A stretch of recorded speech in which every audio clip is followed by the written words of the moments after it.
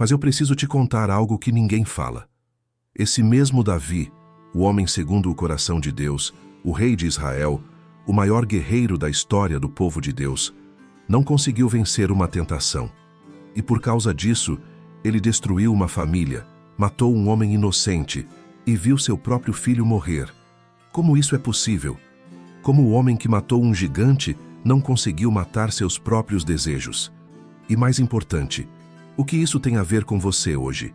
Fica comigo até o final, porque o que eu vou te mostrar vai mexer com você de um jeito que você não espera. Porque a verdade é que todo homem tem um Golias que ele consegue derrotar e um demônio que ele não consegue vencer. E se você não entender isso, você vai repetir o erro de Davi. Vamos começar do começo. Davi não era um cara qualquer. Ele foi escolhido por Deus ainda menino. O profeta Samuel foi até a casa do pai dele. Olhou para todos os irmãos mais velhos, mais altos, mais fortes, e Deus disse não, não é nenhum deles. Cadê o caçula?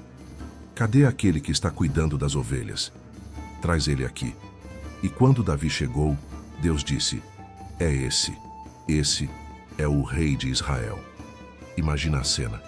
Um garoto que ninguém considerava, que nem foi chamado para o evento importante da família, sendo ungido rei na frente dos irmãos. E a partir daquele dia, a Bíblia diz que o Espírito do Senhor veio sobre Davi. Ele tinha a presença de Deus de um jeito que poucas pessoas tiveram. E então veio a luta com Golias. Todo mundo achava impossível. O rei Saul ofereceu sua própria armadura para Davi e ele recusou. Disse que não sabia lutar com aquilo. Ele ia confiar só em Deus.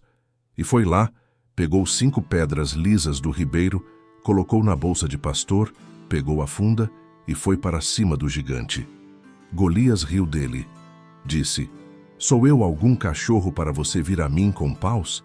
Vem cá que eu vou dar sua carne para as aves do céu. Mas Davi respondeu, você vem contra mim com espada, lança e escudo, mas eu vou a você em nome do Senhor dos Exércitos. Hoje mesmo o Senhor te entregará nas minhas mãos. E foi exatamente isso que aconteceu. Uma pedra só, bem no meio da testa. Golias caiu. E Davi pegou a própria espada do gigante e cortou a cabeça dele. Vitória total. Israel comemorou. As mulheres saíram nas ruas cantando. Saul matou milhares, mas Davi matou dezenas de milhares. Ele virou herói nacional da noite para o dia. Agora vamos pular alguns anos. Davi não é mais o garoto pastor. Ele é rei. Rei de Israel. Tem um palácio, tem exércitos, tem riqueza, tem poder, tem tudo. E um dia, final da tarde, Davi está passeando no terraço do palácio. Ele olha para baixo e vê uma mulher tomando banho. E a Bíblia diz que ela era muito bonita. O nome dela era Batseba. E aqui começa a queda. Porque Davi fez uma pergunta. Quem é aquela mulher? E alguém respondeu. É Batseba, filha de Eliã e esposa de Urias, o Heteu. Esposa. Ela era casada.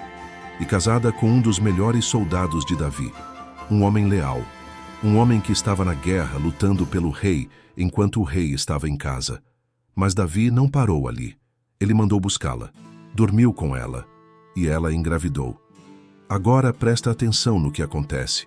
Davi, o homem de Deus, o homem segundo o coração de Deus, não se arrepende. Ele não cai de joelhos. Ele não chora.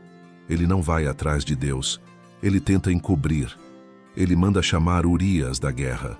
Traz o homem de volta para casa com a intenção de que ele durma com a própria esposa e pense que o filho é dele. Mas Urias era um homem de honra. Ele disse, como vou eu dormir com minha esposa enquanto meus companheiros estão no campo de batalha? Não vou fazer isso. E dormiu na porta do palácio. Davi tentou de novo. Fez Urias beber vinho, embriagou o homem, mas mesmo bêbado, Urias não foi para casa. E então, Davi fez algo que nem os inimigos dele fariam. Ele escreveu uma carta para Joabe, o comandante do exército, e mandou pela mão do próprio Urias. A carta dizia, coloquem Urias na linha de frente da batalha mais violenta e depois recuem para que ele seja morto. Urias carregou a própria sentença de morte nas mãos, sem saber. E foi exatamente isso que aconteceu. Urias morreu. Morreu lutando pelo rei que o traiu. Morreu sem saber que sua esposa estava grávida do rei. Morreu como herói, mas foi assassinado. E o que Davi fez depois?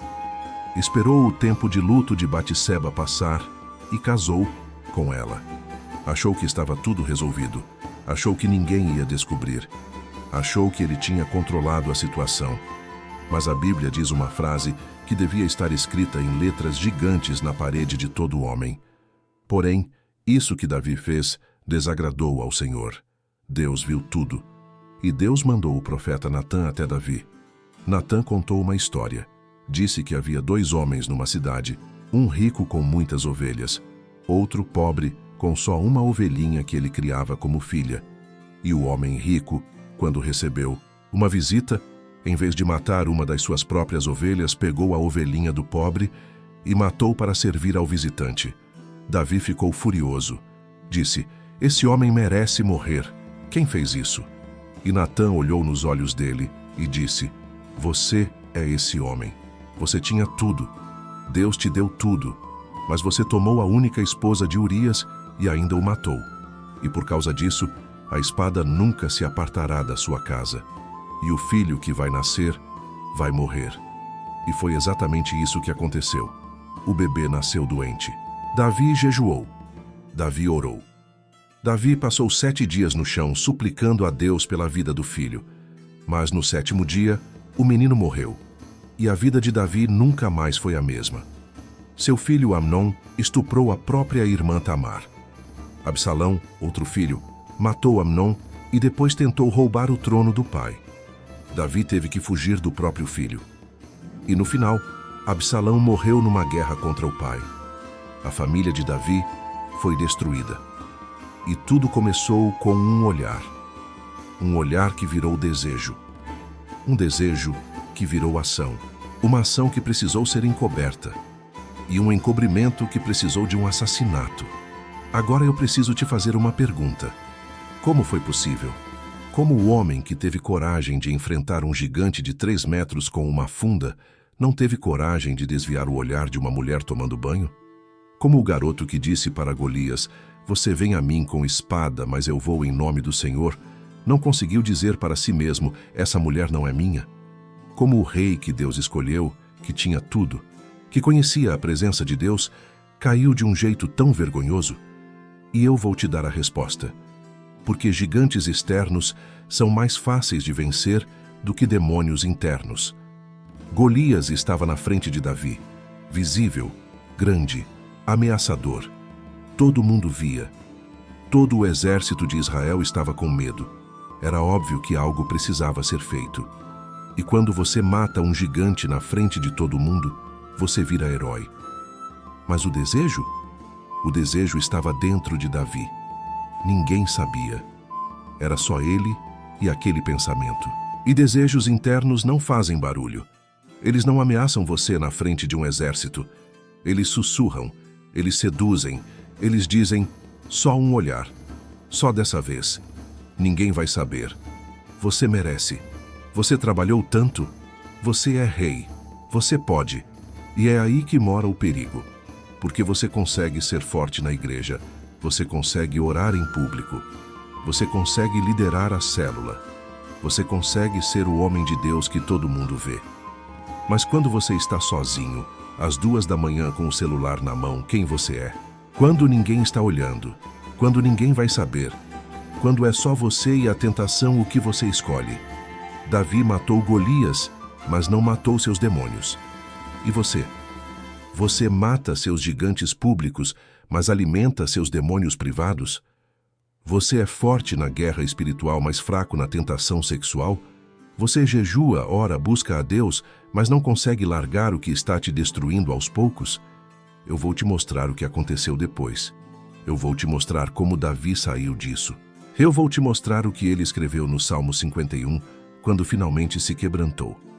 E eu vou te mostrar o que você precisa fazer agora, hoje, antes que seja tarde demais. Porque a história de Davi não termina na queda, mas também não termina sem consequências. E você precisa saber disso. Davi matou Golias, mas não matou seus demônios. E você? Você mata seus gigantes públicos, mas alimenta seus demônios privados? Você é forte na guerra espiritual, mas fraco na tentação sexual? Você jejua, ora, busca a Deus. Davi caiu, mas não ficou caído. Quando o profeta Natã o confrontou, algo finalmente se quebrou dentro dele. Não foi a consequência, não foi a dor, não foi a perda do filho. Foi o pecado sendo visto como pecado. No Salmo 51, Davi não se justifica, não culpa ninguém, não terceiriza a responsabilidade. Ele olha para Deus e diz: pequei contra ti somente. Ali começa a restauração. Davi entendeu algo que muitos nunca entendem. Deus não se impressiona com o tamanho do seu chamado, mas responde ao tamanho do seu arrependimento. As consequências não foram anuladas. O filho morreu, a espada entrou em sua casa, a dor permaneceu. Mas Deus não abandonou Davi. Onde existe quebrantamento verdadeiro, Deus pode tratar, restaurar e redirecionar a história. Talvez você esteja ouvindo isso agora e pensando que foi longe demais, que passou do limite, que não tem mais volta. Davi também foi. Adultério, mentira, manipulação e assassinato. Mesmo assim, Deus não encerrou a história ali. Porque quando o coração se rende de verdade, Deus não apaga o passado, mas redefine o futuro. Agora eu quero falar diretamente com você. Se essa mensagem falou com o seu coração, se em algum momento você se enxergou em Davi, não ignore isso. Escreva nos comentários: eu quero um coração limpo. Não é para mim, é um ato público de decisão. Uma forma de dizer que você não quer mais viver encobrindo o que está te destruindo. Se inscreva no canal e ative o sino, porque essa série não termina aqui. Na próxima parte vamos falar sobre como vigiar o coração antes da queda e como matar os demônios internos antes que eles destruam tudo ao redor. Davi matou Golias, mas só foi restaurado quando matou o orgulho. A história continua.